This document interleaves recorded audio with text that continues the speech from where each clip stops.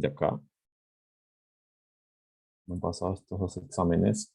Me han dicho que son los que tengo que abordar. Vamos a comenzar primero con el de García, que es este de acá. Creo que es. No vamos a comenzar necesariamente en orden, pero, o sea, bueno, la solución sí la van a tener. Entonces, esto acá yo se lo comparto. Normal. Pero si quieren vamos a darle una pequeña chequeada general. Bueno, esta primera pregunta habla sobre el estimador de sigma cuadrado. Usualmente el estimador de sigma cuadrado, o sea, el estimador de por sí de sigma cuadrado, se aproxima por los errores al cuadrado. En este caso va a ser la sumatoria. ¿Por qué necesariamente es eso? Bueno, a ver, si ustedes tienen, o la derivación de esto viene de esta forma. ¿Sí? Si ustedes tienen una sumatoria de errores estimados, ¿okay?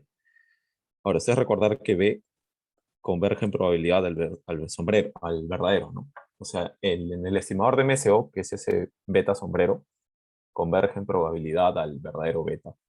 Entonces, si esto pasa, lo que va a pasar es que los errores, o sea, esto acaba de implicar directamente, si quieren, que los errores estimados van a converger en probabilidad a los errores verdaderos.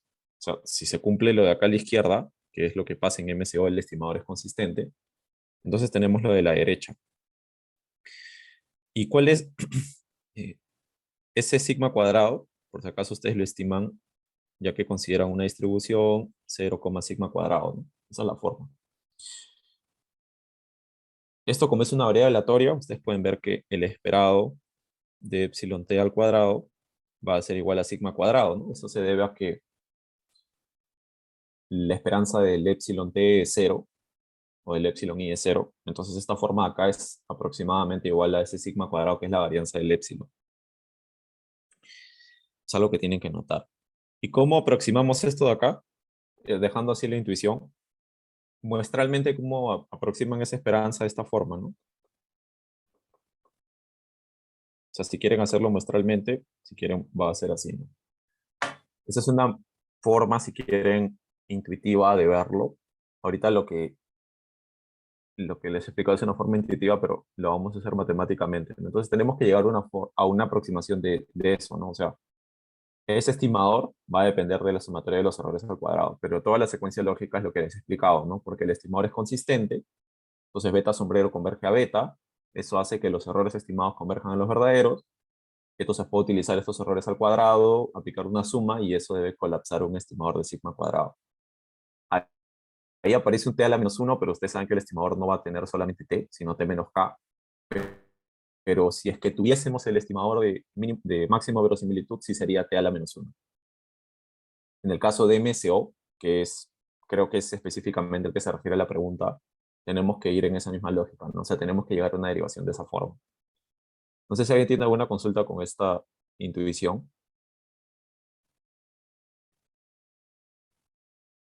El profesor, ¿es que le puede repetir la última parte? A ver, para el último parte, a ver, es la siguiente. Si tú tienes un estimador, que es beta sombrero, bajo las condiciones de que se cumplen todos los supuestos mínimos cuadrados ordinarios y asumiendo que los regresores son explosivos, no digo, los supuestos del modelo de regresión lineal general y asumiendo que los regresores son explosivos, beta sombrero converge a beta. O sea, el estimador converge el parámetro que pretende estimar. Eso implica que los errores estimados convergen a los errores verdaderos. Y lo que puesta a la derecha, con ese esperado, eso es cierto, ¿no? Ese es un momento que efectivamente cumplen los errores estructurales, ¿no? O los errores iniciales o estructurales, como quieran llamar.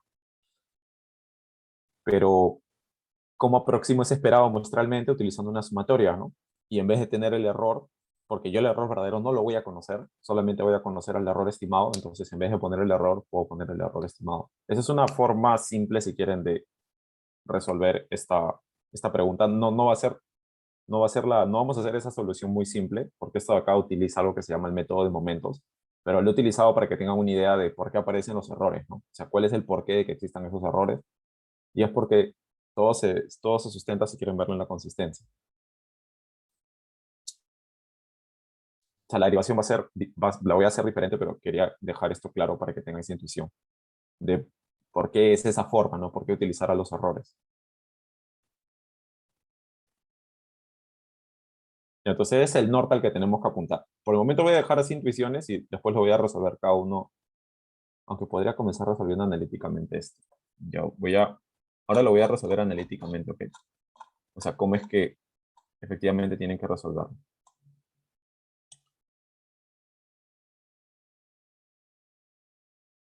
Ok, bueno.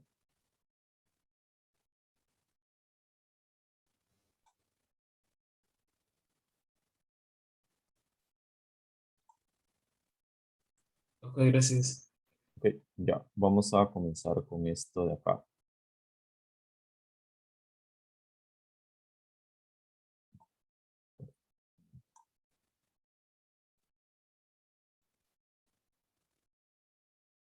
Acá necesitan dos cosas. Primero, o sea, para partir de esta, o para hacer esta derivación, si quieren verlo, o sea, para derivar el estimador sigma cuadrado, lo que tenemos que hacer es esto, ¿ya? O sea, rigurosamente como tienen que hacerlo es así.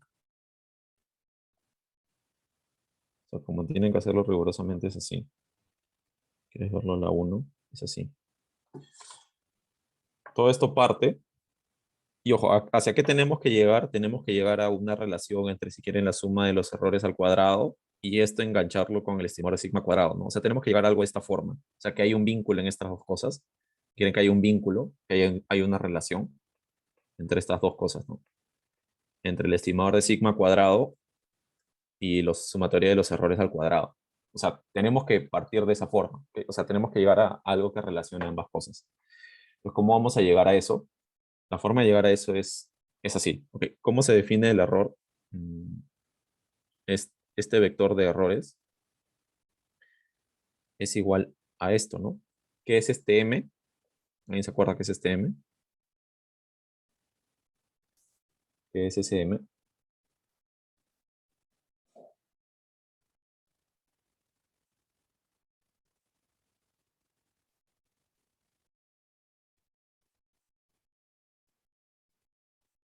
¿Alguien se acuerda qué es ese m?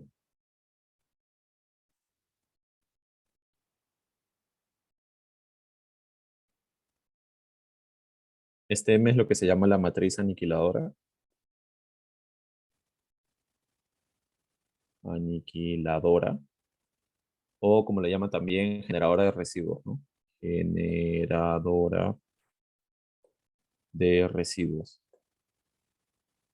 Esto de acá es una derivación previa que han tenido que hacer. O sea, esta matriz M es de esa forma porque, bueno, de por sí yo tengo el modelo así, ¿no?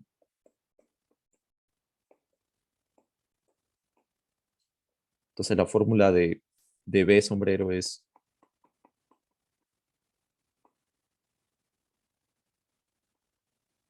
entonces eso implica que tengo lo siguiente.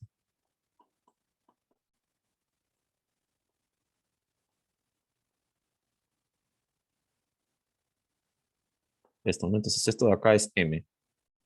Y M lo que tienen que recordar es que es idempotente y simétrica. ¿Ok? O sea, esas dos propiedades de M las tienen que recordar. M es idempotente y simétrica. ¿Qué es idempotente? Que yo multiplico M por M y me da M. Y que es simétrica, que M transpuesta es igual a M. ¿Ok? O sea, esas dos propiedades van a ser elementales. Esas dos propiedades de M, si quieren. Bueno, entonces en vez de Y, o sea, lo que tienen que hacer acá es reemplazar Y. ¿Qué es Y? Y es igual a X beta más epsilon, si quieren. Entonces acá a la izquierda van a tener, esto va a ser igual a mx beta más m epsilon. ¿Ok? Vamos a tener esta forma de m epsilon. Y bueno, esta parte de acá es 0. ¿Ok? Esto de acá es igual a 0.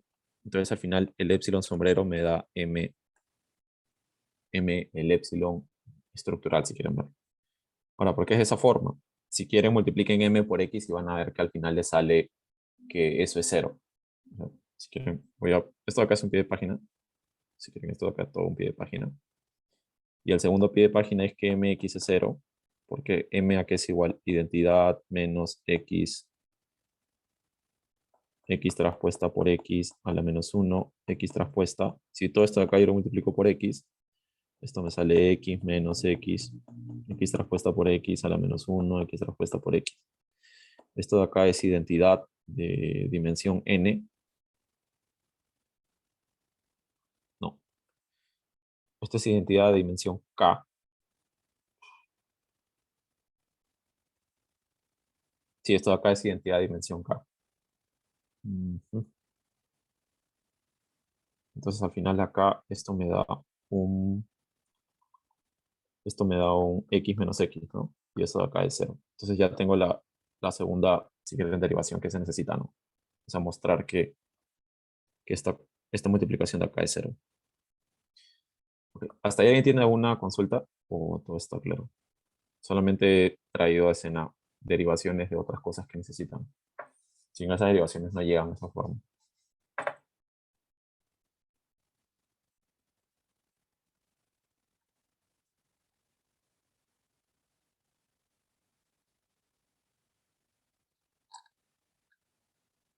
O hasta ahí todo claro.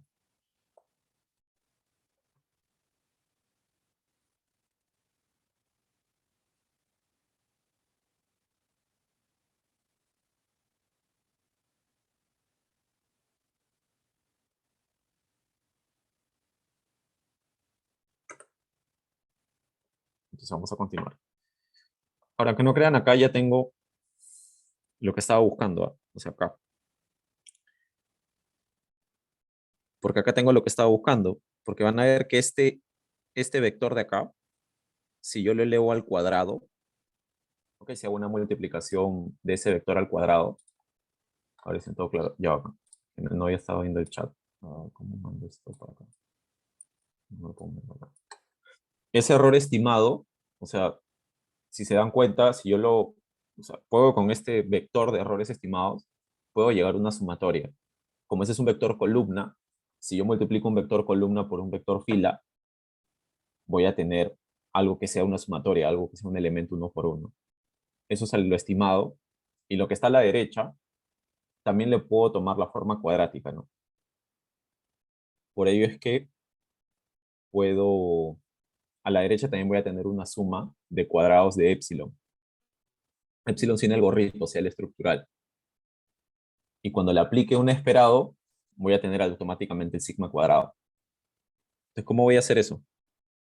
Acá a la izquierda lo voy a multiplicar por épsilon sombrero traspuesto. Y acá si quieren puedo multiplicarlo también por épsilon sombrero traspuesto. Y eso va a ser igual a m. No, no, por m. O sea, estoy agregando esto acá, pero entonces esto es igual a esto. Y acá utilizo la derivación de arriba, ¿no? Tengo esta cosa acá, ¿no? Entonces llego al final a esta expresión. Y estas dos matrices, esto ahí acá es donde se utilizan las propiedades, ¿no? De simetría y de potencia, porque como hay simetría y de potencia, eso de acá termina siendo m, ¿no? Entonces llego acá a esto y llego a esta forma de acá. Y lo que hay que notar acá es que esto de acá es 1 por 1 y esto de acá también es 1 por 1. O sea, es ambas cosas, tanto la de la izquierda como la de la derecha, son números. Son números y no son matrices. Entonces, como no son matrices, o sea, ya no son matrices, o sea, al final esas multiplicaciones de matrices o de vectores se vuelven números, no se vuelven escalares.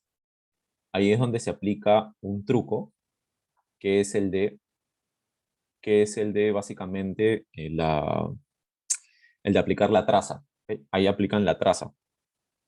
Entonces, cuando ustedes tienen traza de, por ejemplo, ABC, ustedes pueden hacer que esto sea igual a la traza de B a C, o puede ser igual a la traza de C a B. ¿Ok? Estas son propiedades, esta es otra propiedad, pero ¿qué es la cosa que tienen que tomar en cuenta aquí? Es que la traza permite hacer permutaciones, ¿no? Internamente. La única condición es que esas permutaciones, esos nuevos productos, sean tales que las dimensiones permitan multiplicaciones. Por ejemplo, ABC, si las tres son matrices cuadradas, yo puedo permutarlas internamente dentro de ellas y tomarles la traza. El resultado nunca va a cambiar. Pues la idea está en que siempre las dimensiones cuadren de tal forma que esa permutación sea válida. O sea, puedo permutar las matrices como me dé la gana. Y eso es lo que vamos a hacer. O sea, vamos a utilizar esa propiedad de la traza porque, o sea, el objetivo de hallar esa traza a los vectores, a la sumatoria de los épsilos no los va a afectar, pero donde la traza va a recaer fuertemente va a ser sobre la matriz M. ¿Okay? A nosotros nos interesa sacar esa traza de la matriz M. Eso es lo que vamos a hacer ahorita. Entonces yo pongo la traza, si quieren, de acá a la izquierda.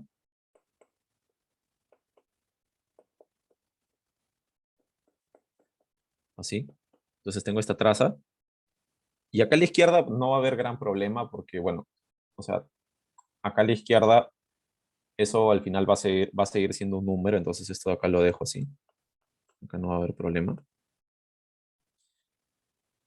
Pero aquí el punto va a ser lo que está acá a la derecha, ¿no? O sea, esta traza de acá, yo puedo hacer que sea esto de esta forma. ¿Ok? O sea, yo puedo hacer que esto de acá sea de esta forma.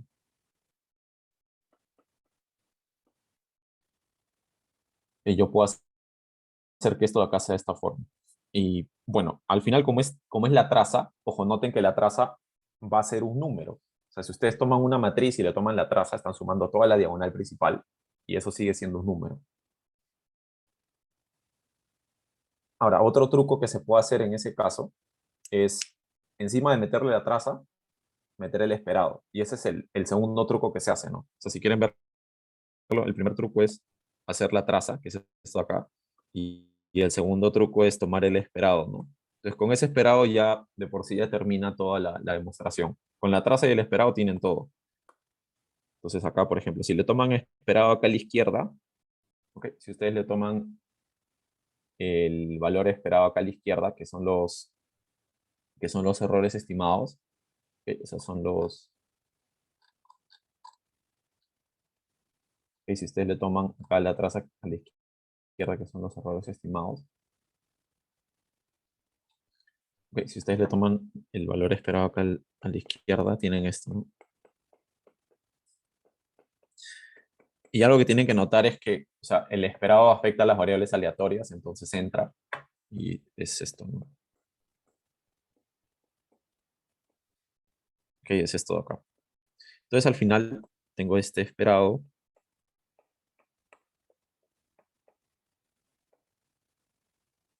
La traza de, aquí voy a tener lo siguiente.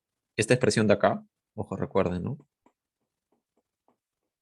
Aquí es igual. Si solamente tuviera dos errores, tendría esto, ¿no?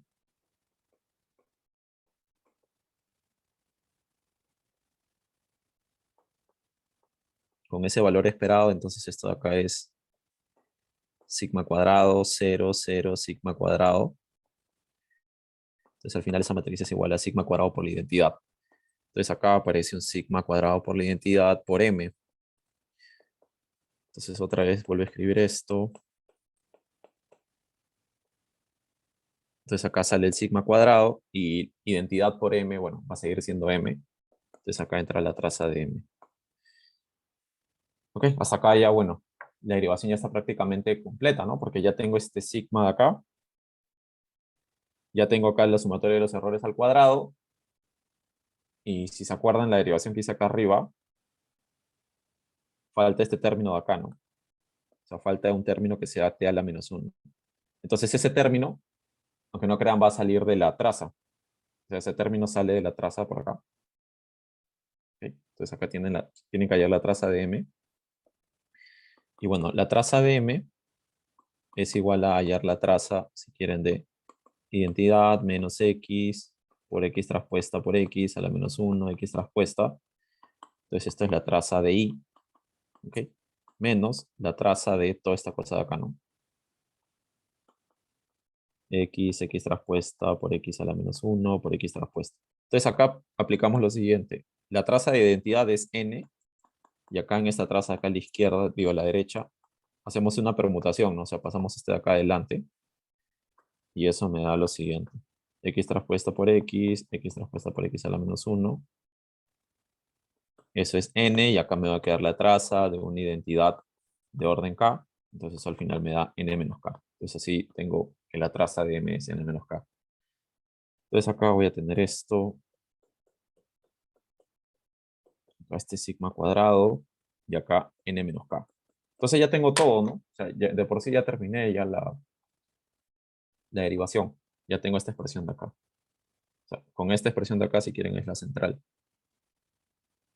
Con esta expresión que es la central, entonces ya tengo el estimador. Porque acá en vez de poner el esperado, acá si quieren en vez de, ¿cómo puedo decirlo? En vez de, o sea, voy a quitar ese esperado si quieren. Y acá voy a tener esto, ¿no? Ese cuadrado que si quieren es el estimador de sigma cuadrado, pero si quieren pónganlo así. N menos k. Entonces al final, el sigma cuadrado estimado es esto, ¿no? Ujú. Ahora, la diferencia acá es que hay n menos k. ¿Y por qué aparece ese n menos k o ese n menos k tiene que sustentarse? Y eso va con otra pregunta, pero no sé si tienen alguna consulta hasta acá.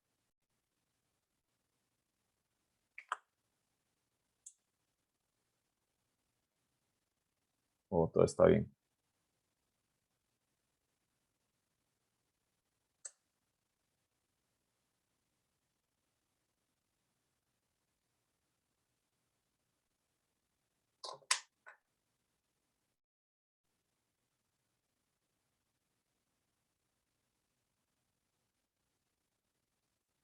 Ahora la pregunta es, ¿por qué tiene que estar dividido entre n menos k? Y acá noten que lo que está arriba es la sumatoria del cuadrado de los residuos, ¿no? Esta parte que está acá es la sumatoria del cuadrado de los residuos. ¿Ok? Eso es la sumatoria del cuadrado de los residuos.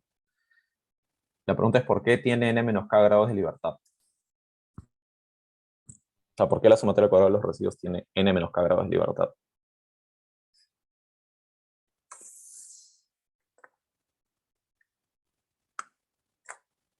Vamos a ver si tiene alguna idea. ¿Por qué tiene n menos k grados de libertad?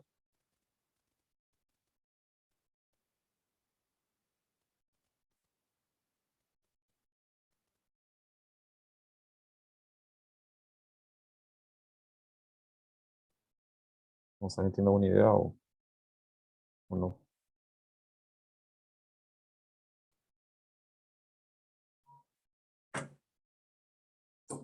Cuando ustedes hacen MCO, y esto ya está asociado a la pregunta, esta pregunta de acá, esta pregunta de acá. Cuando ustedes hacen MCO, ustedes hacen lo siguiente, ¿ok? Cuando ustedes hacen MCO, hacen lo siguiente. Espera un momento. Cuando ustedes hacen MCO, esta es la pregunta. Voy a ponerle 4 ya, porque es la última. Cuando ustedes hacen MCO, ustedes minimizan la SCR, ¿no?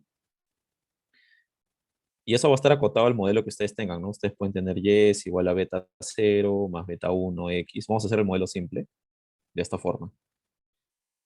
Acá en este modelo tienen dos parámetros. Entonces su SCR va a ser así, ¿no?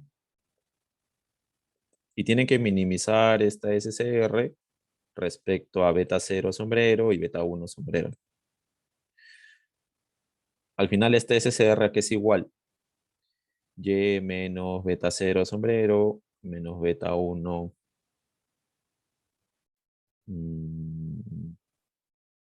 beta 1. A ver, voy a ponerlo así ya. Vamos a hacerlo en términos, no lo vamos a hacer en términos matriciales ya, sino que quede, esto va a ser bivariado, ¿ok? Lo voy a hacer mejor bivariado porque matricial no va a quedar tan claro. Vamos a hacerlo en términos bivariados. Ya esto es así. Beta sombrero, beta 1 sombrero. Entonces la SCR va a ser igual a la sumatoria de YT menos beta 0 sombrero menos beta 1 sombrero X, todo esto al cuadrado. Entonces, ¿cuántas condiciones necesarias de primer orden? Hay dos, ¿no? Una condición es respecto a beta 0 sombrero y la otra es respecto a beta 1 sombrero. Estas dos son dos condiciones que tienen que cumplir si quieren todos los residuos. Vamos a ver acá por qué. La derivada respecto a beta cero al final me va a dar sumatoria de menos 2 por yt menos beta cero menos beta uno sombrero x. Y esto de acá implícitamente, bueno, esto acá va a ser igual a cero, disculpen. Esto acá va a ser igual a cero. Y eso me dice que la sumatoria de los errores va a ser igual a cero, ¿no? Aunque en vez de poner errores voy a poner epsilon t sombrero. Esto va a ser igual a cero. Si le pongo un t a la menos 1 a la izquierda, sale el promedio. Así que al final esto es equivalente a tener esto. O sea, es equivalente a tener esto. Y esto acá es el promedio de los errores. Y acá a la izquierda vamos a tener otra condición. Acá otra vez vuelve a aparecer el menos 2, pero ahora aparece el x. Entonces acá va a aparecer yt, si quieren xt, menos beta 0 sombrero, menos beta 1 sombrero,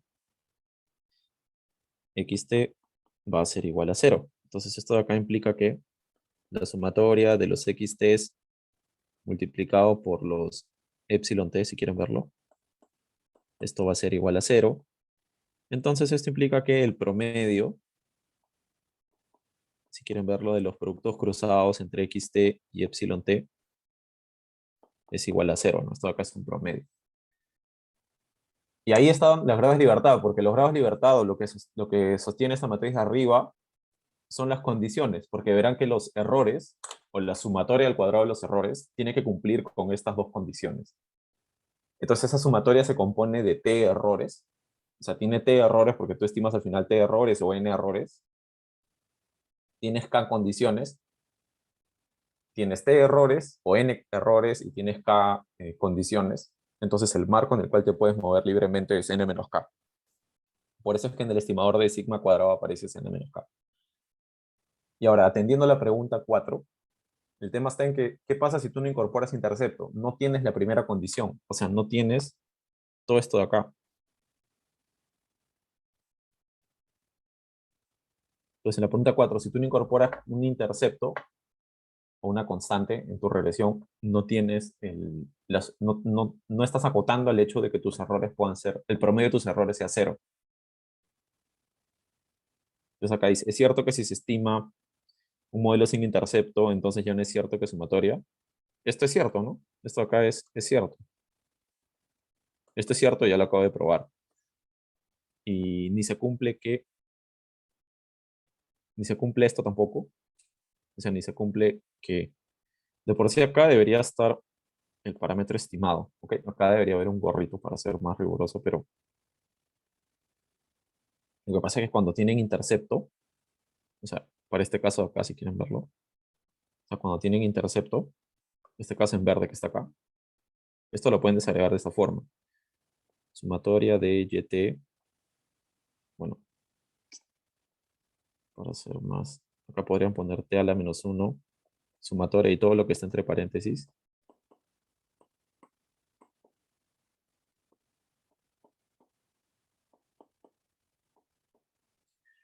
Entonces al final tienen esta desagregación, ¿no?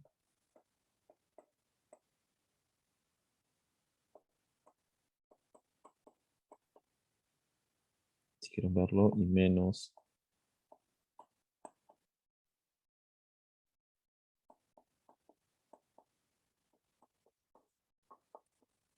Entonces acá, esto de acá es Y barra. Esto es igual a B0 más B1 X sombrero. Esto de acá se cumple sí, solo sí. Como verán, hay una constante, ¿no? O sea, si no se cumple la primera condición, no llegan a este enunciado que implica que el hiper, o sea, los estimadores pasan por, o el hiperplano, si no me equivoco, pasa por las medias. Y eso es lo que pasa acá, ¿no? O sea, ese hiperplano está compuesto por beta 0, B1, y sí cumple que pasa por los promedios, ¿no? Entonces, siguiendo la segunda parte de esa pregunta de acá que dice, ¿es cierto que si se estima un modelo sin intercepto, entonces ya no es cierto que la sumatoria de los errores es igual a cero? Claro, o sea, esto acá, o mejor dicho, acá ya no es cierto. O sea, no, o sea, bueno, es cierto que no se va a cumplir en todo caso esta cosa, Ni tampoco se va a cumplir esto, porque esto de acá viene de la condición necesaria de primer orden de haber considerado que existe beta uno, ¿no? Si no existe beta uno, entonces ya no se cumple esa tampoco. Entonces eso responde esas dos preguntas, ¿no? Eso responde esas dos preguntas y está acá derivado, ¿no? Entonces eso sería todo por la 4. No sé si alguien tiene alguna consulta hasta ahí o no.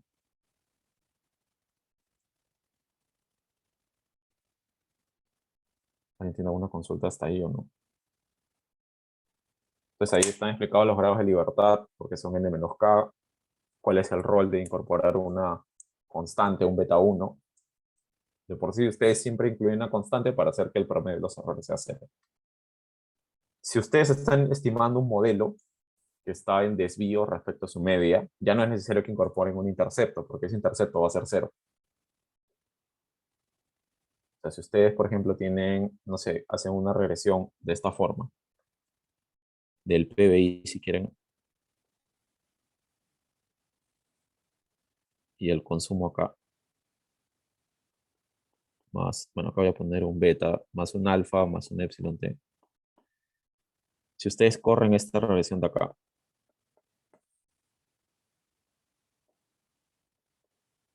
el promedio, si ustedes corren esta regresión de acá, consumo en t menos el promedio del consumo, si ustedes corren esta regresión de acá, o sea, es válida porque ya no requiero, o sea, como el modelo ya está en desvíos, si yo estimo ese alfa, si quieren, prácticamente me va a salir en cero, porque el modelo ya está en desvíos. O sea, ahí sí podría omitir el alfa, ¿no? Ahí sí podría omitir el alfa, ¿no? Esto acá queda también como un pie de página, si quieren. O sea, cuando estén desvíos ya no requiero esa propiedad. Entonces ya no pasa nada.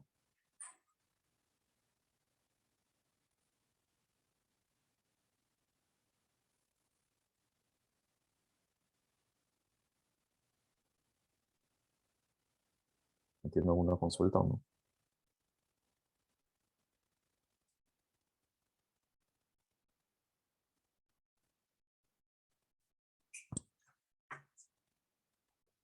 Todo bien.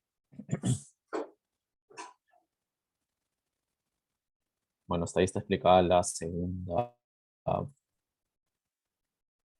Si quieren ver la segunda propiedad, ¿no? Bueno, la pregunta 4, si quieren verla.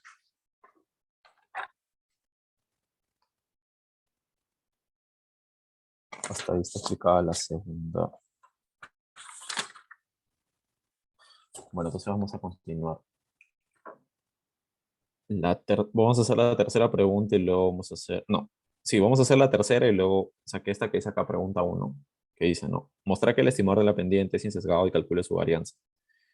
Bueno, si tienen acceso al libro del profesor García en la pregunta 3, ustedes tienen este modelo, ¿no? Y ahí es igual a B0 más B1 XY más epsilon i. Entonces automáticamente el estimador de B1, si quieren verlo, su estimador, el estimador de B1, así, va a ser igual a esto, ¿no? Así quieren verlo, la sumatoria de y menos y de sombrero por xy menos x sombrero entre la sumatoria de xy menos x al cuadrado, ¿no? Esta es la forma que si quieren se puede tomar como referencia. Pero acá se ha hecho una derivación implícita, si quieren, porque se ha hecho una derivación por dentro, que es esto.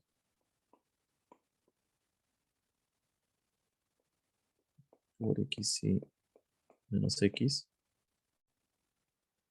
menos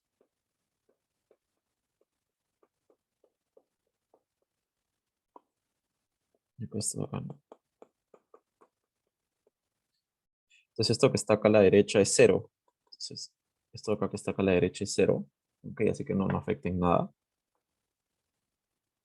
Entonces eso implica que el B1 estimado va a ser igual a la sumatoria de xy menos x barra por y entre sumatoria de xy menos x barra al cuadrado.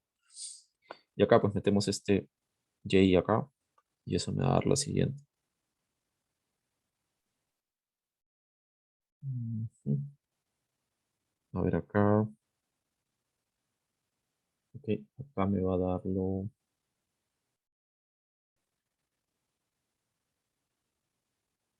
acá me va a dar lo siguiente, ok. A ver, vamos a poner esto acá. Claro, reemplazamos esto acá y me da lo siguiente, ¿no? Menos x barra, y en vez de eso aparece acá el beta 0, más beta 1 xy, más epsilon i, y acá aparece abajo esta sumatoria, ¿no? Ok, hasta acá pues tengo toda esta forma. Pues lo que corresponde acá es...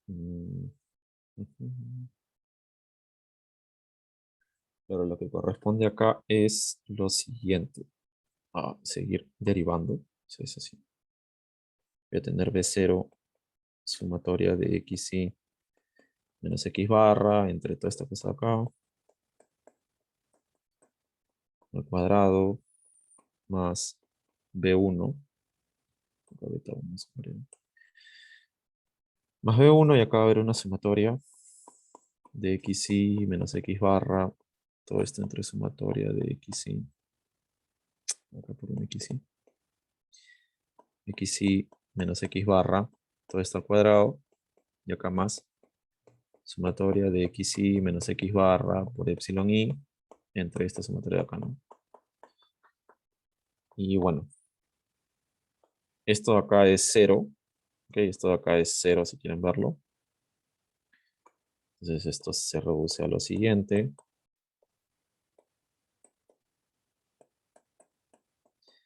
Menos x barra por xy entre la sumatoria de xy menos x barra, todo esto al cuadrado, más, y acá, bueno, se mantiene esta parte, ¿no? Acá le falta una barrita.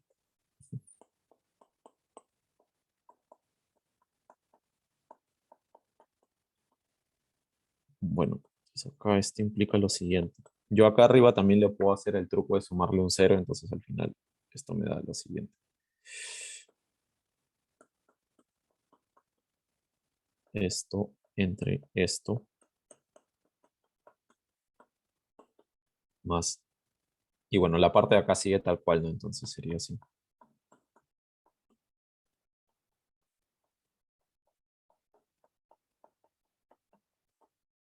Entonces acá, bueno, este ratio acá es 1 y ahora le aplico la esperanza, ¿no? Entonces aplicando la esperanza, esto va a ser igual a beta 1 más sumatoria de xy menos x barra esperanza de epsilon i, sumatoria de xy menos x barra, todo esto al cuadrado. Y pues esto al final me da beta 1, ¿no? Porque recordar que esta esperanza, este epsilon i es 0. Entonces, así se muestra la insesgadez, ¿no?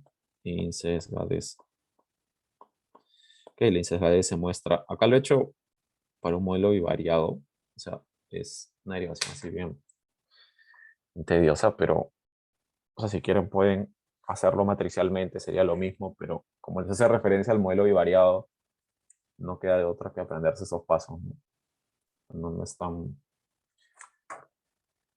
por así decirlo, no es tan directo como tal, ¿no? No sé si con eso tienen alguna consulta o todo está claro con esa derivación matemática.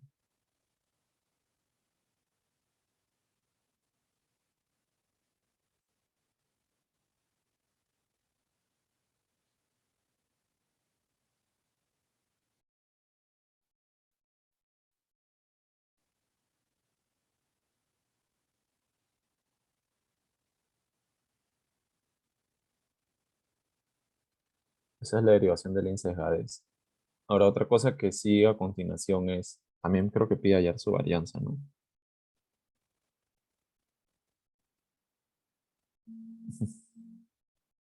Y calcule su varianza. Bueno, la insesgadez es una característica de algunos estimadores. No todos los estimadores son insesgados. Por ejemplo, en el caso del máximo de verosimilitud, el estimador de la varianza no es insesgado. Así que no va a haber por así decirlo, o sea, no se va a cumplir esa propiedad en máximo de verosimilitud. Pero ahí también tienen que notar que hay una diferencia entre insesgadez y consistencia, ¿no? Son dos cosas diferentes, pero que en algunos casos pueden ir de la mano. No están tan aisladas como tal. Bueno, lo que sigue a continuación es hacer la varianza, ¿no? Ahora lo que me piden es hallar, si quieren, la varianza de beta 1 sombrero. ¿Ok? Ahora, para llegar a esta varianza, lo que hay que hacer es, vamos a hacer un truco como tal, si quieren. Vamos a, vamos a, vamos a hacer un truco que creo que es muy importante. Y es que, ¿cómo es que se define hasta este punto, si quieren, sin haber tomado el esperado, nosotros sabíamos lo siguiente, ¿no? O sea, sin haber tomado el esperado en la parte anterior, teníamos esto acá, ¿no? Que beta 1 sombrero era igual a beta 1 más la sumatoria de xi menos x barra por epsilon i entre la sumatoria de xi menos x barra, todo esto al cuadrado. Entonces, si yo paso esto de acá a restar, esto es igual a beta 1 menos el esperado de beta 1, ¿no? Y eso tal cual hace que mantenga esta expresión. O sea, acá no hago ningún cambio, simplemente estoy aplicando en identidad. Ok, simplemente estoy aplicando en identidad. Y ahora, si quiero tener la varianza, acá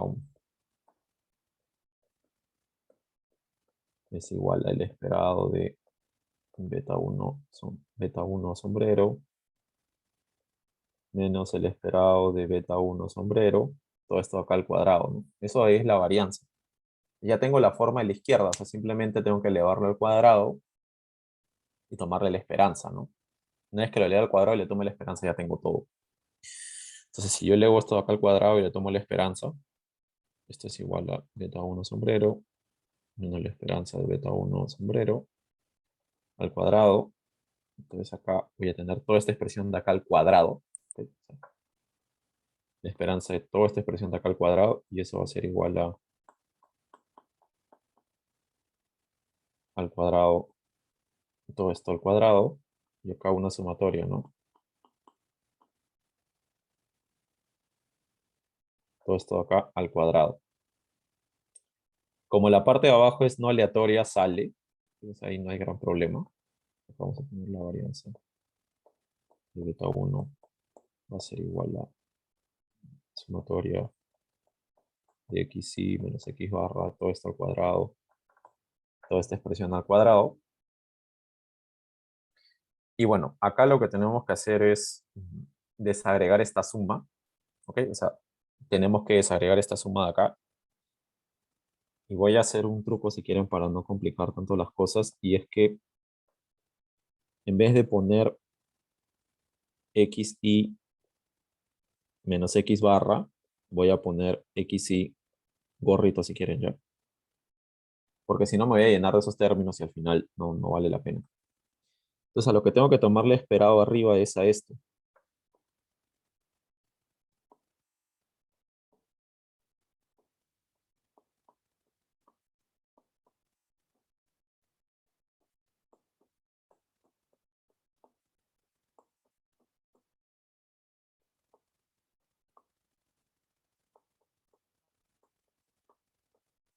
Acá eso es esa es la expresión resultante. ¿Y por qué es esa expresión? Esa sería una buena pregunta. Y es porque tengo esto de acá, ¿no? Recordar, ¿no? En estadística inferencial asumo que han llevado esas sumatorias, pero es como que eh, tengo que tomarle, por ejemplo, no es x1 gorrito por epsilon 1 más x2 gorrito epsilon 2 más x3 gorrito epsilon 3. Todo esto al cuadrado que va a ser igual. Primero es esto, ¿no? Todos los términos al cuadrado.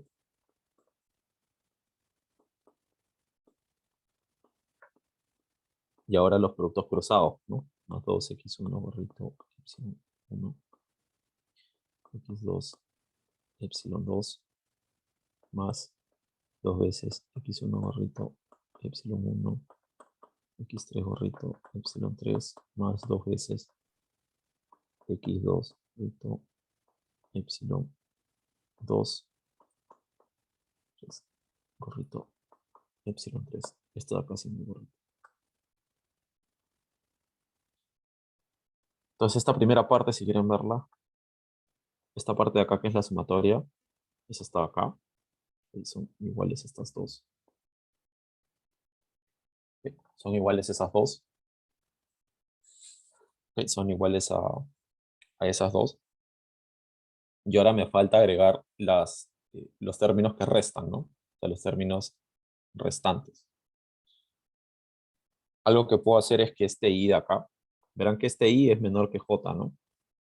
Entonces i puede ser 1 o puede ser 2. No va a poder ser 3 porque si es 3, no va a existir un j, o sea, j no va a estar definido para 4. Entonces i o es 1 o es 2. Entonces si es 1, verán que el j, o sea, si el i es 1, eso implica que j puede ser 2 y 3. Entonces, si quieren verlo, cuando i es igual a 1, tengo este caso de acá. No, claro, tengo este caso de acá y tengo este caso que está acá abajo. Pero cuando i sea 2, j va a ser igual a 3. Entonces tengo el último caso que está acá. Entonces, por eso es que la sumatoria con esa desigualdad abajo va capturando todos los momentos cruzados. Y entonces, lo que sigue a continuación es simplemente que ese valor esperado va a entrar. Va a entrar y como va a entrar, el valor esperado va a ser lo siguiente. O sea, este acá fue un totalmente pie de página. Entonces la varianza de B1 sombrero va a ser igual a 1 entre la sumatoria de xi menos x barra al cuadrado, todo esto de acá al cuadrado, y acá va a haber una sumatoria de xi gorrito al cuadrado por la esperanza de epsilon i al cuadrado. Más, acá va a haber un cero grandote. ¿Por qué va a haber ese cero? Porque, ojo acá, lo siguiente. El esperado de epsilon i dado j es igual a 0 para cualquier i distinto de j. Esto es por las perturbaciones esféricas, ¿no? O sea, si hay perturbaciones esféricas, se asume que no hay correlación. Entonces, por último, para terminar la derivación, ahora desagregamos ese xi gorrito, que era igual a xi menos x barra, todo esto acá al cuadrado, sigma cuadrado porque, ahora otra vez recordar, es igual a sigma cuadrado, entonces esto de acá está entre x barra al cuadrado, esto de acá al cuadrado, entonces me falta un gorro.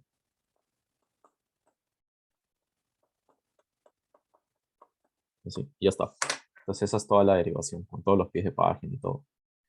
Pero esta derivación, como les dije, o sea, aparte de que ustedes primero han mostrado la insesgadez, ¿no? O sea, una vez que muestran insesgadez, es más fácil ponerlo. Ahora, ese es para la pendiente, que es más fácil. Para el intercepto sí es una derivación un poco más complicada. No sé si tienen alguna consulta hasta ahí, sino para pasar al último ejercicio de ese examen.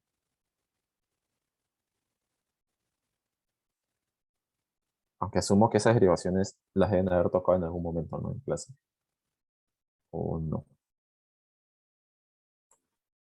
Profesor, ¿puedes subir un poquito, disculpe?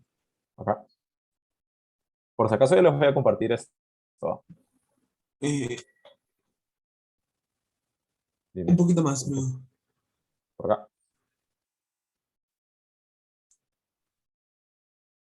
Ah, no, olvídalo, disculpa, no, estoy viendo otra cosa, creo. Ya, ok. Ok, gracias, disculpa. Y ahora, el último ejercicio es el de acá. ¿Quieren verlo en la 2? Entonces dice, no, pero por error se omite la constante y se estima el modelo incorrecto. Bueno, esta derivación va a ser simple, o sea, vamos a omitir, vamos a estimar por MSO el modelo incorrecto, o sea, el B2. Y una vez que estimemos ese modelo incorrecto, vamos a estimar este modelo incorrecto si quieren verlo. Vamos a ver de que, o sea, ese estimador de este B2 es sesgado. Y eso se aplica a varios casos, porque la mala especificación de su modelo va a tener efectos sobre los parámetros que estén estimando. Entonces tienen que estar seguros de que el modelo que estiman está correctamente especificado. Por ejemplo, ¿qué pasa si sus series deben tener una tendencia y no tienen una tendencia? Entonces sus parámetros van a estar sesgados. ¿O qué pasaría si deben incorporar o sea, un determinante y no lo incorporan? Entonces cambian el valor que va a tener todos los otros parámetros que estiman, porque la fórmula general es esta, ¿no?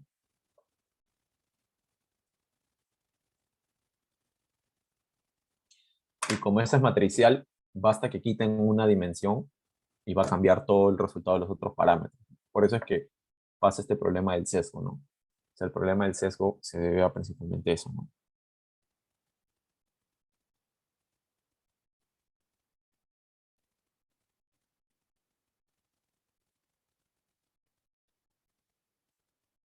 Aunque no crean eso, que es un problema tan simple, a veces no es fácil de detectar, porque ¿cómo estás seguro de qué variables tienes que incorporar y qué variables no? O sea, qué variables son las adecuadas en una regresión y cuáles no. La gente micro o la gente que hace microeconomía, bueno, para esto yo no es que sea especialista en microeconomía, sino en macroeconomía, pero la gente que hace microeconomía se pelea un montón buscando cuál es cuál es el regresor apropiado, ¿no? O sea, cuáles son los regresores que se tienen que incorporar, porque si tú no incorporas uno, entonces cambias totalmente el valor del resto, ¿no? Por ejemplo, si están haciendo un equilibrio general, verán que muchas variables influyen sobre una variable endógena, ¿no? O sea, puedes tener un montón de exógenas afectando el valor de una endógena. Por ello es que tienes que tener bien claro cuáles son los regresores que vas a incorporar al final. No puedes estar incorporando cualquier regresor. La derivación acá es súper simple también, o bueno, súper directa. Vamos a hacerla, o bueno, lo voy a tratar de hacer lo más simple posible. Es esto, que tienen su y es igual a beta 2xy más ui. Entonces, ¿cuál es el B2 estimado? Esto va a ser igual a xy traspuesto por xy, la menos 1, x traspuesta por y. ¿Sí? Si quieres verlo. Ese va a ser el regresor que tú vas a estimar, ¿no? Pero cuando uno intenta analizar, o uno reemplaza acá en y ese es el procedimiento que yo había hecho en la pregunta, hace dos preguntas, uno reemplaza el modelo verdadero para ver cuáles son las propiedades del estimador. Uno reemplaza el modelo verdadero. Y el modelo verdadero no omite la constante, sino más bien la incorpora. Entonces, en vez de que no exista o que el beta 1 sea cero, hay que incorporarlo. Entonces, esto me da lo siguiente.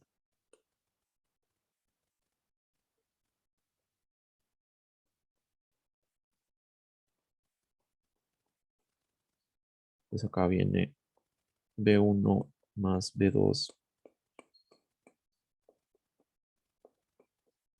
Ok, esto de acá. Entonces, al final, B2 sombrero, aquí va a ser igual. Y vamos a tener esto, ¿no?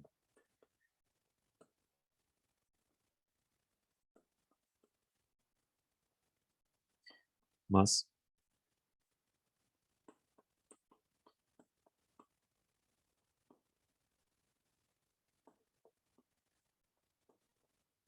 por B2 más Si quieren verlo, voy a poner esto acá.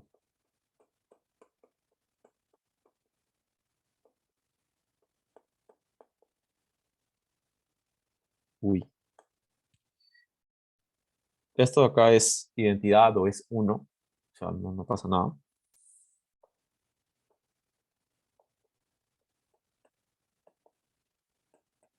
Esto es así, ¿no?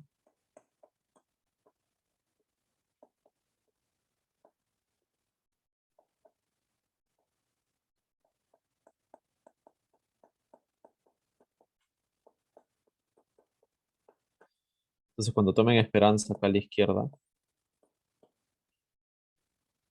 va a aparecer, toda esta cosa de acá aparece porque es una constante, no cambia.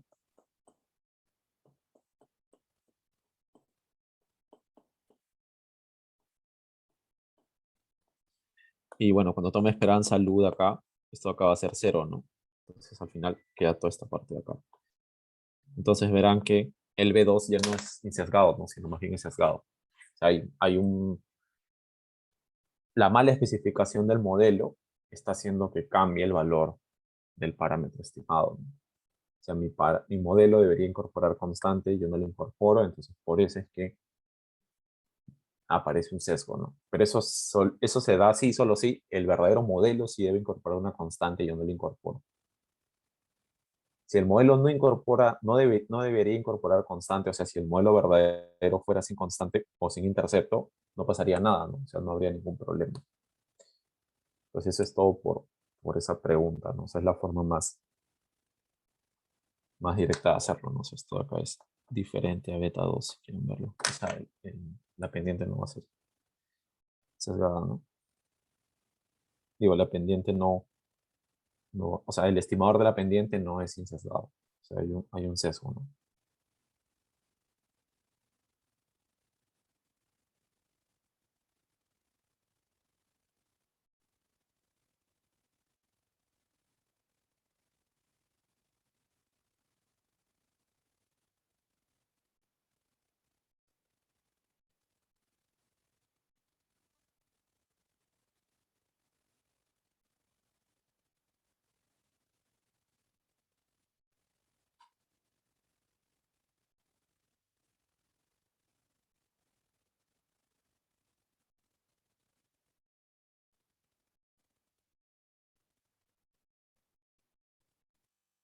Si alguien tiene alguna consulta o no.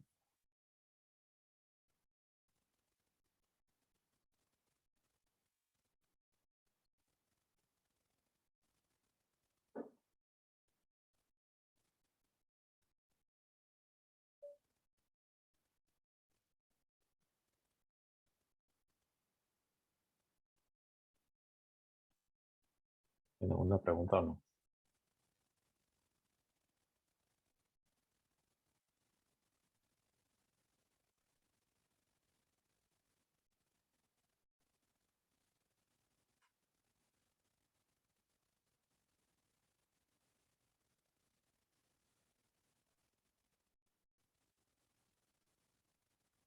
Bueno, entonces continuamos con el otro examen. Esto acá lo voy a dejar acá, pero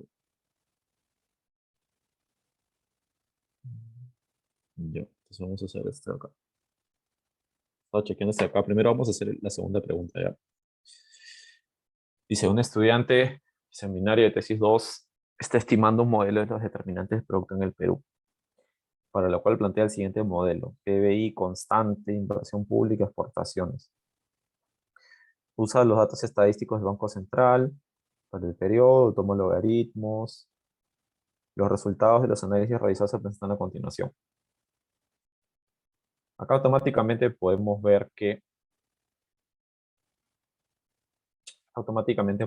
lo siguiente, que el PBI está fuertemente correlacionado con la inversión pública y con las exportaciones, ¿no? Eso es esto de acá. O sea, el PBI, las exportaciones y la inversión pública están fuertemente correlacionados. Lo que es cierto, ¿no? Si han visto su modelo de esta forma, un modelo keynesiano simple. O sea, el PBI es más, esto ya es casi una identidad, ¿no? O sea, si agrego consumo privado, inversión privada y agrego importaciones, es más, voy a tener hasta multicollineal. O sea, voy a tener algo, un ajuste perfecto, ¿no? Porque ya es prácticamente mi identidad. Entonces la inversión pública puede ir por acá o por acá. Y bueno, las exportaciones que dependen de las materias primas. Entonces sí debe haber una fuerte relación entre la inversión pública y las exportaciones también, porque el fisco recibe un ingreso por por la exportación de las materias primas y eso implica que puedan hacer gasto, ¿no? Inversión pública en carreteras, colegios. Por ejemplo, el canon, ¿no? El canon es un ejemplo de esa fuerte relación. Si hay bastantes exportaciones, entonces hay bastante canon y se puede ejecutar gran porcentaje, ¿no? Ya el término de eficiencia de cómo se ejecuta el canon, a qué regiones se les da, ya eso es otro tema, ¿no? Pero debería funcionar que si hay mayor inversión es porque hay gran ingreso por exportación de materias primas. Pues acá, bueno, en el cuadro 2 lo que se ha hecho es una regresión de esta forma, según entiendo. Se ha hecho una regresión así. No, me estoy equivocando. Se ha hecho una regresión acá de esta forma. Inversión pública, si quieren verlo. Voy a ponerlo así.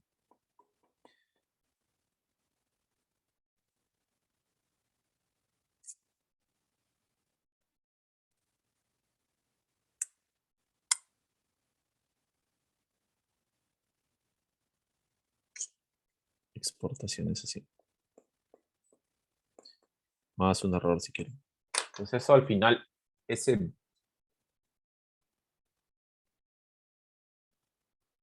tienen esta regresión. Y cuando tú incorporas constante, algo que tienen que notar es que el R cuadrado es prácticamente o es igual al coeficiente de correlación al cuadrado. No, esperen. Incorporas constante. O sea, van a ver que hay uno. Se puede aproximar si me incorporo constante. Bueno, no, mejor voy a quitar esta cosa de acá. No lo voy a poner así. Acá hay una regresión. Ok, no voy a hablar lo de la correlación y todo, pero verán que hay una relación con estas dos, ¿no? Es más, sí, creo que sí. Elevo 0.77 al cuadrado. Creo que si elevo 0.77 por 0.77 me da prácticamente ese valor que está ahí abajo. Bueno, hay una relación ahí que ese R cuadrado, si quieren, es el cuadrado de ese coeficiente de correlación. Y ahora, bueno, acá me habla de determinantes del producto para el periodo tal, ¿no? O sea, acá estoy tomando toda la muestra. Acá está la inversión, las exportaciones y la constante. En este caso, bueno, el R cuadrado, el estadístico F. Bueno, acá verán que esta variable y esta de acá son significativas al 5%. Esta de acá es no significativa. Ese R cuadrado tiene un ajuste grande, el estadístico F también, ¿no? Muestra significancia global al 1%. Este estadístico de Durbin-Watson, recordar, ¿no? Que el Durbin-Watson es igual a 2 por 1 menos R, siendo R el coeficiente de correlación entre los errores y su primer rezago. Entonces, si esto de acá es 0.6, eso implica que 1 menos R va a ser igual a 0.3, entonces eso implica que R debe ser aproximadamente 0.7. Y 0.7 es una correlación grande de los errores. O sea, sí es considerable, ¿no? Entonces puede ser que o sea, puede ser que estos errores sí tengan una correlación positiva, ¿no? O sea, puede ser que los errores tengan una correlación positiva. Y tenemos la suma de los cuadrados de los residuos, o esa SCR que ustedes han optimizado, ¿no? Entonces, al final, sus dos variables, sus dos determinantes son significativos, la constante no, o sea, podrían no incorporar constante. No debería cambiar en nada. El estadístico F dice que en conjunto, todos los coeficientes deberían ser, o sea, que sean iguales a cero, se rechaza esa hipótesis. Así que bueno, por eso podemos dejar la constante. No, no. El estadístico F no lee la constante de los dos parámetros, o sea, de los dos regresores, ¿no? La inversión y las exportaciones. Entonces nos podemos quedar con las dos. Y el Dugrin-Watson ya desde un inicio me dice de que puede existir cierta evidencia de que los errores tengan una correlación por lo menos de orden 1 y que sea 0.7 es una correlación fuerte. Es una correlación considerable. Acá está el QSUM y el QSUM cuadrado. Estas pruebas de estabilidad son para, o nos permiten saber si es que los parámetros cambian o no. La diferencia entre los dos es que el, el QSUM cuadrado son sumas que están ponderadas, o sea, están acotadas. Se asume que, por ejemplo, acá en el QSUM cuadrado siempre se tiene que converger a 1 al final. Y si es que se sale de las bandas en algún momento, hay evidencia de cambio estructural, ¿no? Entonces acá podemos decir que existe evidencia de cambio estructural.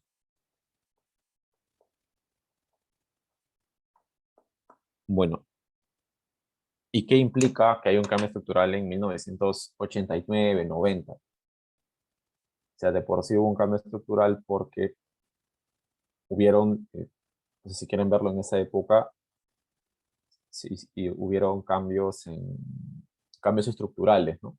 O sea, se impusieron algunos cambios estructurales. Bueno, desde los 90 se comenzaron a imponer cambios estructurales en el Perú. Y acá, bueno, el CUSUM básicamente nos dice que o sea, se asume, bueno, acá en el CUSUM son los errores, ¿ok? Son errores, simplemente van aumentando muestra. El parámetro estimado se mantiene constante, pero acá lo que tienen que ver es si es que la línea azul sale de esas bandas rojas. Si sale de las bandas, entonces significativamente hay un cambio estructural. Y aquí hay un cambio estructural, ¿no? ¿A qué se debe ese cambio estructural? A partir del 2010 o 2011, a que se apaga el superciclo de las materias primas, ¿no? O sea, lo que antes teníamos un superciclo hasta 2011, principalmente por el gran crecimiento de las materias primas, en ese tramo se apaga. Ya deja de haber un gran crecimiento del precio del cobre, ¿no? Pues comienza a haber una suerte de recesión o tal vez una desaceleración, ¿no? en el Perú, porque ya los precios de las materias primas ya no jalan, pues, ¿no? al PBI. Pues sí podría haber un cambio estructural. O sea, las variables que antes tenían un gran impacto, ahora deberían tener un menor impacto. Ahora sí debería haber ese cambio estructural. Y acá lo que se ha hecho es análisis por periodos de tiempo, ¿no? Podemos ver si cambian los parámetros y lo que principalmente cambia es esto, ¿no? Miren. O sea, es más, hay un cambio rotundo, ¿no? Es más, antes del 87, si quieren verlo, no, o sea, ese parámetro era diferente al posterior al 88, ¿no? O sea, es un cambio muy, muy grande. Tal vez ahí, o sea, verán que hay distintas tallas de muestra, ¿no? O sea, a la izquierda tengo 18, a la derecha 31. Tal vez se podría hacer una comparación, pero lo que me da la idea acá es que, por ejemplo, a la izquierda hay hiperinflación y a la derecha ya es un periodo en el cual la inflación ya no es tan grande, ¿no? O sea, ya no es una inflación necesariamente de 2 dígitos, ¿no? O sea, ya se modera la inflación. La constante, bueno, al final no me importa tanto y verán que la inversión pública es prácticamente similar, ¿no? O sea, si toman intervalos, van a ver que prácticamente no hay cambios. Pero las exportaciones post 1987 sí cambian, ¿no? Y acá tiene una prueba de heteroelasticidad de White. O sea, ustedes pueden ver si es que, o sea, con White hacen una prueba de heteroelasticidad y quieren ver si es que existe varianzas que cambian en el tiempo. Como esta es una serie macro como tal, las series macro que tienen baja frecuencia, porque acá veo que son análisis anuales, claro, son datos anuales. Como son datos anuales, tienen baja frecuencia, y en baja frecuencia no se aprecia esta gran volatilidad, pero las series macro sí presentan heterocedasticidad. Por eso existen modelos que se llaman modelos Garch o de volatilidad, en los que sí cambia la varianza de las series macro, ¿no? Pero eso se aprecia más en un entorno de alta frecuencia, ya sea observaciones trimestrales o mensuales. Anualmente no se ve esos cambios. Entonces, por eso es que acá en el test de White, ustedes aprecian que no se está rechazando la hipótesis nula. La hipótesis nula del test de White, ¿cuál es? De que las varianzas son, o sea, que hay homocedasticidad, ¿no? O sea, las varianzas son iguales. Esa es la nula, no la rechazo. Eso se debe a la alta frecuencia. Digo, a la baja frecuencia que tienen estos datos. Si tuvieran alta frecuencia, mensual o trimestral, sí aparecería esa heterocedasticidad. Entonces, la prueba acá me dice que sí hay heterocedasticidad. Digo que no hay heterocedasticidad, no sé. Los errores son homocedásticos. Acá tengo una prueba de autocorrelación serial de Bruce Godfrey. Okay, esta prueba de Bruce Godfrey, la hipótesis nula, la hipótesis nula de Bruce Godfrey es de que no hay dependencia o, bueno, no hay correlación. Esa es la hipótesis nula de Bruce Godfrey. Y en este caso la estoy rechazando hasta 4 rezagos. Eso quiere decir que los errores sí presentan correlación. Y eso sí es característico de una serie macro. O sea, las series macro se caracterizan por tener una fuerte dependencia. Como no modelo esa fuerte dependencia, aparecen esos valores, ¿no? O sea, sí debería haber correlación. Y eso es lo que me dice el test y la teoría también me dice lo mismo. Y por último, acá está la función autocorrelación simple y parcial. Si hay correlación, en series macro principalmente o usualmente se ve en la autocorrelación simple, ¿no? O sea, se ve que esa autocorrelación decae lentamente. Y acá, si quieren ver a la izquierda, ven que decae lentamente y luego fluctúa. Pero dentro de esas bandas, como tal, o sea, ya nos dice que desde el segundo rezago son cero. O sea, esa correlación decae rápidamente. Cuando esto de acá decae rápidamente, ¿ok? Cuando esto de acá decae rápidamente, primero vamos a ver de que es estacionario. Bueno, tal vez aún no saben esta noción de estacionariedad, pero eso es una de las cosas que van a ver en ECOS. Tal vez todavía no lo han llegado a ver. Pero otra cosa que pueden ver es que si después del, o sea, acá por lo menos hay un pequeño indicio de que hay correlación, ¿no? O sea, existe correlación, ¿no? Porque si ese primer rezago fuese cero, entonces yo diría, no, no hay correlación. O sea, hay correlación, puede ser que sea débil, pero aún así hay correlación. Entonces acá estos gráficos me dicen que hay correlación.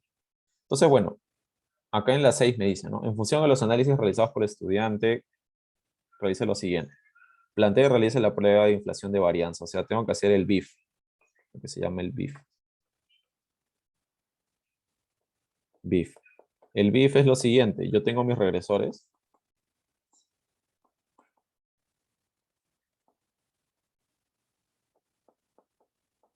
Entonces, si yo quiero ver si existe, o sea, la prueba de inflación de varianza es una prueba para ver si existe, mm,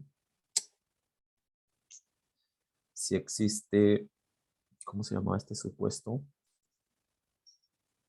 Multicolinialidad. El BIF se hace entre dos variables, ¿ok? Por ejemplo, yo quiero ver si es que x1 y x2 sufren de multicolinialidad, entonces tengo que hacer una regresión de esta forma. Sacar el r cuadrado y plantear el BIF, ¿no? O sea, el BIF va a ser 1 entre 1 menos el r cuadrado de esta regresión auxiliar, ¿no? Entre x1 y x2. Si es que esto de acá es mayor a 20, si no me equivoco, existe. Entonces, ¿cómo planteo si existe? A ver, no, si es que es mayor a 10, está equivocando. Si es que es mayor a 10, existe multicolinialidad entre esas variables, o existe multicolinialidad en el modelo. Y tengo ese r cuadrado, si lo tengo, ¿no? Acá arriba. Este r cuadrado que sale acá es punto 80 y 58, si quieren verlo, ¿no? Entonces es 1 entre punto 42, entonces eso es aproximadamente 2 no, sí, 2 Bueno, debe ser 2.4 por ahí. Sí, debe ser un 2.4 más o menos.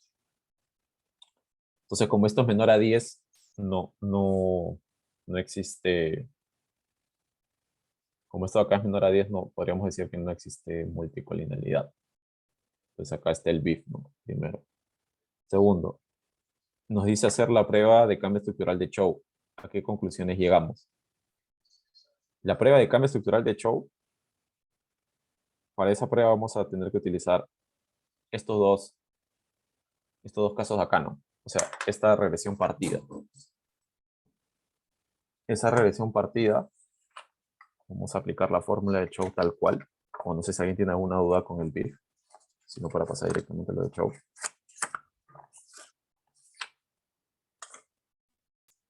¿Dónde está? Acá está. 199. ¿Ahí tiene alguna pregunta o no? Vamos.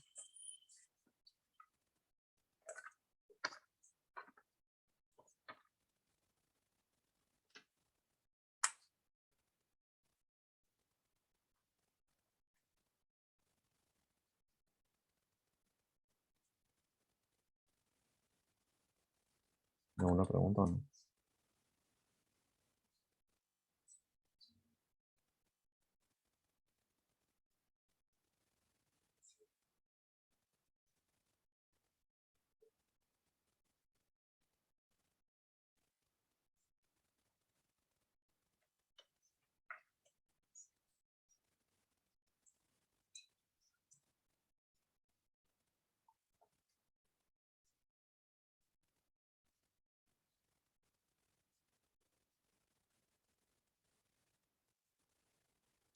Bueno, lo que hay que hacer acá es lo siguiente. Para el test de Chow, necesito esto de acá.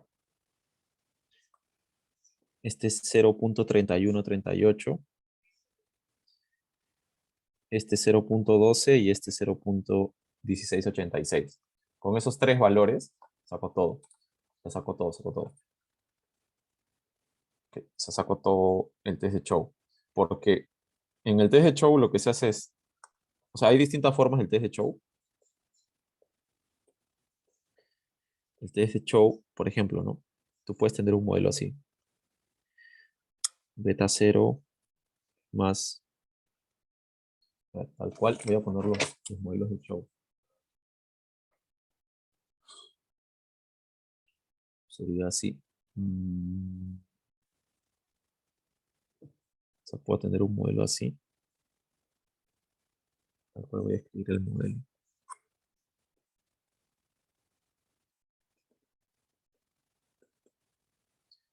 XKT más UT. Okay. Este acá yo no estoy asumiendo que hay cambio estructural, pero si hay cambio estructural, eso se da a partir de un momento. Entonces acá puede venir un B0. Voy a ponerle esta cosa acá, como hacer la diferencia que es otro beta 0.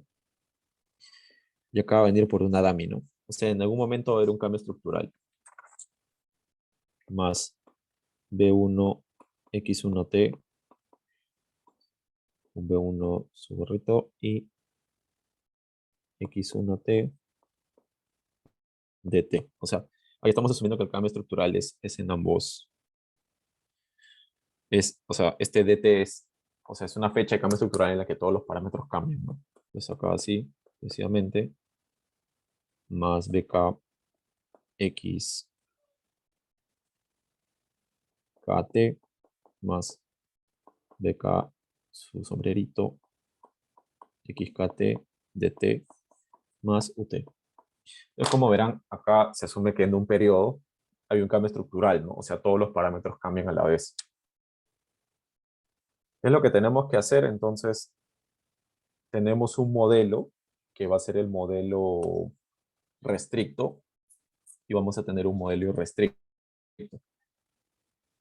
El modelo irrestricto, si quieren verlo, es este de acá. Este de acá es el modelo irrestricto, porque verán que de este modelo, si yo impongo la restricción de que B0 es igual a este de acá, O sea, colapsa el primer modelo, ¿no? O sea, si hago ese cambio, si quieren, o sea, si yo asumo de que esos dos valores son los mismos, entonces colapsa el primer modelo. O sea, se incorpora en el primer caso, ¿no? O sea, puedo colapsar al primer modelo. Eso es lo que puedo hacer, ¿no? Si esos dos parámetros son iguales, entonces colapsa el primer modelo. Bueno, entonces este modelo que está en azul es el modelo irrestricto y el que está arriba es el restricto, ¿no? Porque es en el cual los parámetros no cambian, ¿no? El que está arriba es el restricto. Entonces, ¿cómo es el test F de show? El test de show, si quieren verlo. El test de show es así. El test F de show es así. O sea, viene la SSR del modelo restricto menos la SSR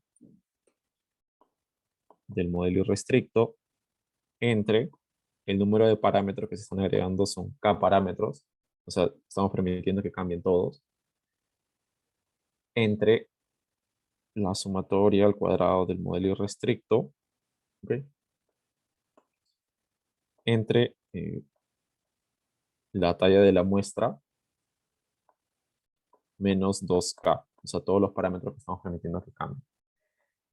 Y aquí la novedad va a ser esta, que la sumatoria al cuadrado del modelo irrestricto va a ser a la sumatoria al cuadrado 1 más la sumatoria al cuadrado restricta 2. O sea, va a ser la suma de las muestras que yo estoy partiendo, o sea, los valores que yo estoy partiendo, ¿no? O sea, el SCR de la muestra 1 y el SCR de la muestra 2.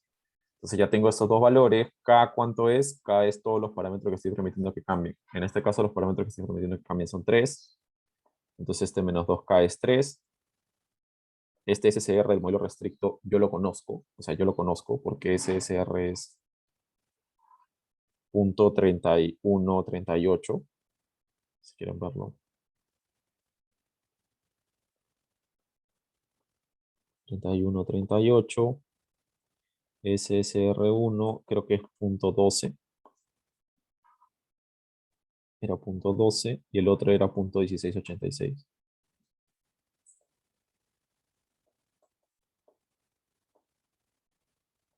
Entonces, con todos esos valores, pues reemplazo, ¿no? Bueno, y n, que es toda la talla de la muestra, es 40 y...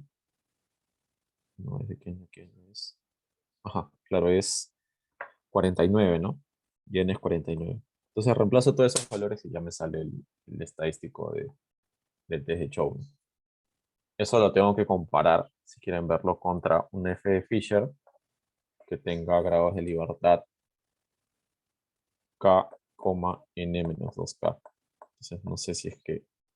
Pero por lo general, bueno, si es un valor grande, entonces sí se va a rechazar la hipótesis nula de que no hay cambio estructural, ¿no? O sea, la nula es de que no hay cambio estructural. Entonces, si el F es grande, pues van a rechazar esa hipótesis nula. Sería todo por eso. Y bueno, en la 7 dice, ¿no? Evalúe la presencia de heterocedasticidad y autocorrelación. Pero eso ya se les había explicado, ¿no? O sea, no se rechaza la nula de White, entonces no hay heterocedasticidad. O sea, no se puede rechazar esa hipótesis nula.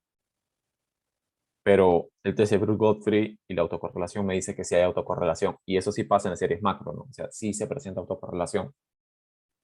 El test de Brooke-Godfrey me dice que hasta un cuarto rezago existe correlación o puede existir correlación y la función de autocorrelación simple decae, pero no decae rápidamente. Si es que decayese rápidamente, entonces tendría un ruido blanco y eso implicaría que no haya autocorrelación. No sé si hasta ahí tienen alguna consulta con eso.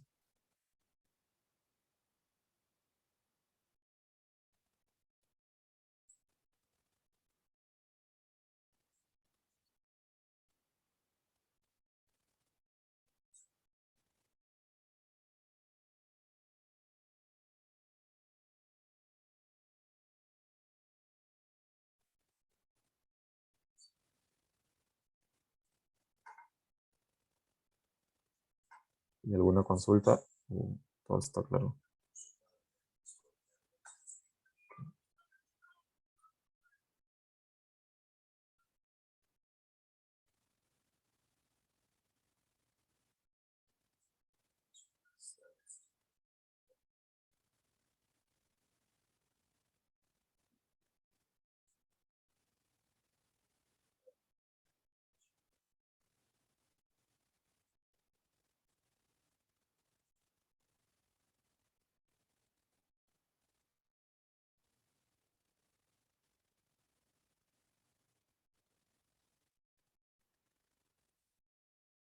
Ya bueno, ahora para terminar con la pregunta uno y ya no sé más. Y se plantea operacionalmente las variables y la forma funcional del modelo MCO para los determinantes del estado nutricional. Bueno, primero, esta edad sí puede entrar como número, ¿no? O sea, puede entrar uno, 2, 3 y así sucesivamente. O sea, sí puede tener un orden. Con eso no hay problema. O sea, ese regresor sí entra tal.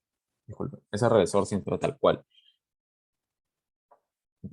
Este regresor de acá, de la edad en años, sí, sí puede entrar tal cual, ¿no? O sea, acá no hay problema si quieren.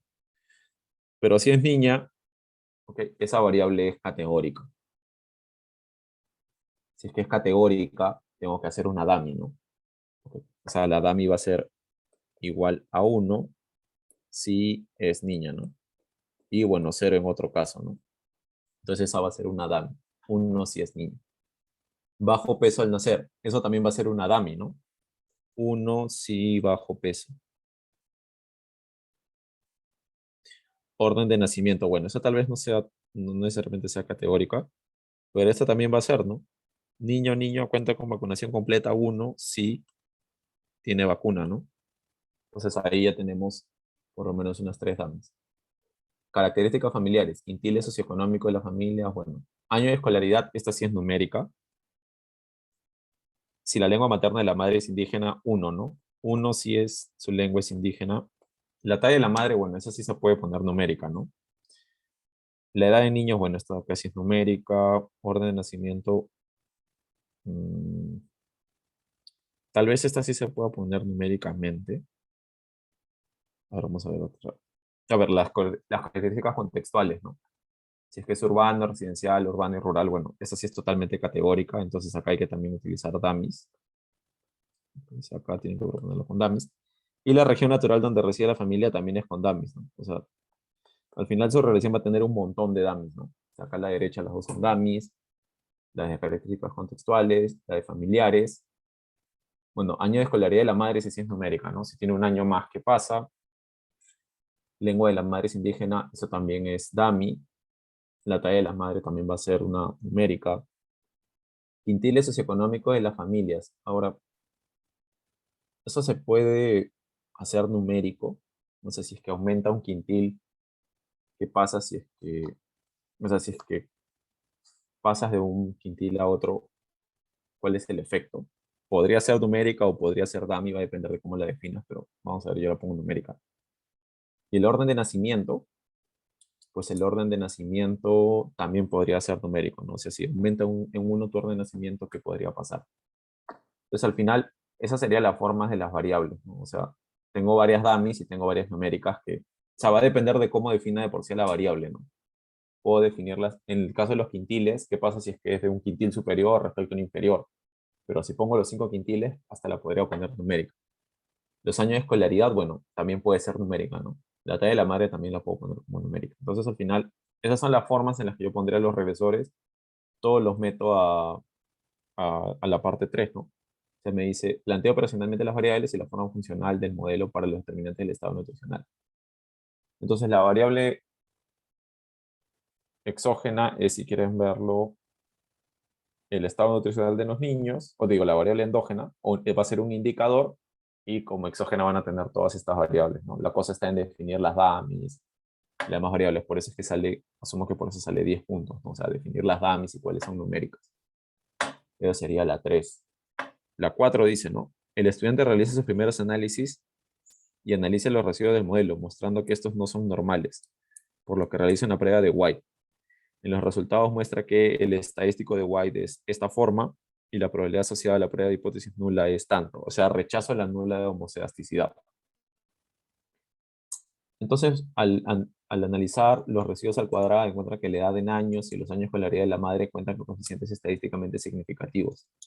Dado lo anterior, planteé pasos para seguir, que debe seguir el estudiante y cómo sería el nuevo modelo que debe estimar. Bueno, ahí se puede hacer mínimos cuadrados ponderados. No sé si han llegado a ver mínimos cuadrados ponderados, pero como ya sé qué variables principalmente pueden estar generando la heterocedasticidad, entonces puedo utilizar esas variables para corregir por mínimos cuadrados ponderados. Simplemente tengo que proponer una forma funcional que admita esta ponderación. Entonces, si quieren verlo, prácticamente yo tendría esto, ¿no? Que los errores estimados podrían depender de la edad, ¿ok?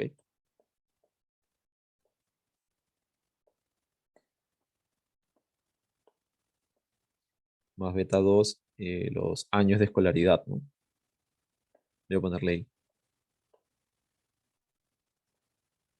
años, si quieren verlo. Más y acá, bueno, puede venir un error U, si quieren. Pero puedo utilizar esto de acá para hacer mínimos cuadrados ponderados. Recordar cómo es que funciona mínimos cuadrados ponderados. O sea, como yo sé qué variable genera la heteroscedesticidad, puedo corregir al modelo utilizando estas dos variables. Y eso es prácticamente lo que les dice que hagan en la 4, ¿no? ¿Qué pasos debo seguir adelante? Bueno, puedo hacer dos cosas. O puedo hacer Newey West, el estimador sándwich de Newey West, o por otro lado el, puedo utilizar mínimos cuadrados ponderados utilizando a estos regresores acá a la izquierda, ¿no? O sea, porque sé que esos regresores son los que generan la heteroscedesticidad. Entonces puedo hacer Newey West para todos los casos o mínimos cuadrados ponderados con esos dos. Puedo hacer esas dos cosas, ¿no? O sea, más, podría explicar las dos a la vez. Newey West va a ser recontraválido y la otra también. O, bueno, en vez de Newey West, como es heteroscedesticidad, tendría que ser White, ¿no? Así que podría utilizar White. Para no hablar del tema de autocorrelación, si quieren puedo poner acá White. Puedo hacer White, que es consistente, para cualquier caso de heteroscedesticidad, o puedo usar mínimos cuadrados ponderados, fijando que la forma de la heteroscedesticidad es la que está acá a la izquierda, ¿no? Así que así podría estimar el modelo. Ahora, la 5 la estaba leyendo y la verdad es que no, o sea, dice, ¿no? La asesora del estudiante le indica que probablemente los años de escolaridad de la madre pueda ayudar a mitigar las brechas en el estado nutricional de los niños y niñas, debido a la lengua materna y al bajo peso al nacer. ¿Qué cambio debería hacer el estudiante del modelo para poder testear lo planteado por su asesora? Ahora, lo que se puede hacer en ese caso, una de las cosas que se me ocurre es hay productos cruzados en la regresión. Ok, o sea, puedo hacer productos cruzados y ahí puedo hallar esos efectos, por así decirlo, en conjunto, ¿no? O sea, puedo plantear efectos cruzados entre los regresores. Eso es lo que se me ocurre en la 5, pero no estoy 100% seguro. No, no sé si es que es una pregunta específica que les había enseñado el profesor en ese entonces, pero no estoy seguro si es que esa sea la forma 100% adecuada, ¿no? Pero se me ocurre que puedo estimar un modelo haciendo efectos cruzados y eso podría testearse, ¿no? O sea, la significancia de esos parámetros. Se podría hacer ese cambio, pero de esa sí les diría que no estoy 100% seguro. Entonces, bueno, no sé si tienen alguna consulta, alguna pregunta.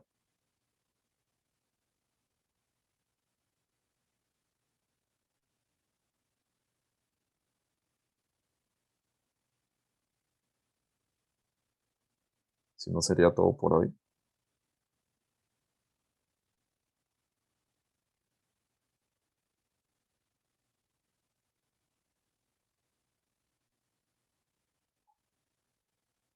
Entonces, si hay alguna consulta con eso o todo bien.